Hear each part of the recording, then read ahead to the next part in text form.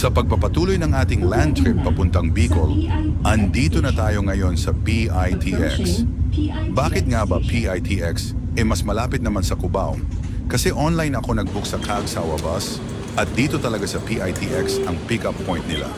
Galing LRT, pumasok ako agad sa ikalawang level para hanapin ang ticket booth number 1. Doon kasi ang check-in ng Cagsawa passengers.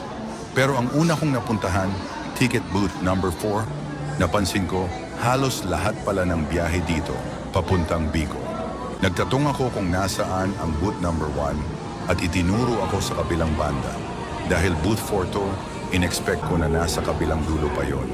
Kaya lakad naman ako papunta sa dulo. Para na talagang mall itong PITX, no? Kumpleto sa kainan, mga stores at pampasalubong.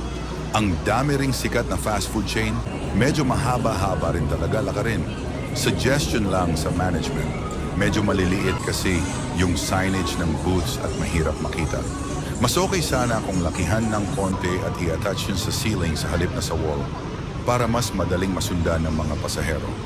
Ilang minuto rin ang lakad ko at narating ko na ang dulo, pero walang ticket booth number 1. Booth number 2 at 3 lang ang andoon.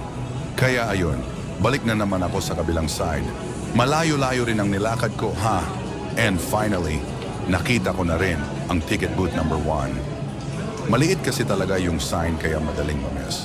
At ang plot twist, malapit lang pala to sa booth number 4. Bakit kaya ganun ang numbering nila?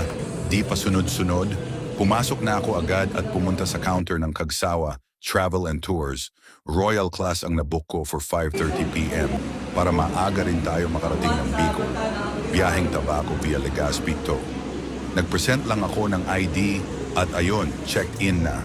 2:00 pa lang ng hapon kaya nag-decide muna ako mag-coffee break dito sa Zeus Coffee. In-order ko ang kanilang signature sea salt Spanish latte. Ito talaga ang go-to order ko dito kasi balance yung tamis, pait at alat. Masarap magpahinga dito habang nag-aabang ng biyahe. Nung dumating na yung order ko, coffee time muna habang nag-aayos at nag-i-edit ng vlog files. After coffee, bumaba na ako para hanapin ang gate number 5. Dun kasi ang gate assignment ko. Lakad-lakad muna ulit para maghanap ng snacks at pampasalubong. Medyo nasa dulo rin pala tong gate number 5. Pagdating sa gate, bumili muna ako sa Alphamart. Tubig, light snacks at tinapay lang. Iwas masyadong kain kapag long drive para iwas CR break din. Pagkabili ng snacks, diretso naman ako sa Lola Nenas para sa pasalubong. Wala pa kasing ganito sa Legazpi kaya perfect talaga. Sikat sila sa toasted siopaw, pansit at donuts. Kaya toasted siopaw at donuts ang binili ko para tiyak na magustuhan ng mga kids. Alright, after bumili, proceed na tayo sa gate number 5 waiting area located to sa tapat mismo ng Jollibee. Pansin ko lang din pala sa TV screens nila, tila hindi updated at hindi real-time yung trips.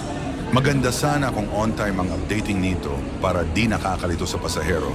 At ayun na nga, inescan na ang ticket ko at lumabas na ako papuntang Bay Area. Natanaw ko na yung bus sa Bay number 35. Finally, makakasakay na rin tayo papuntang Bicol.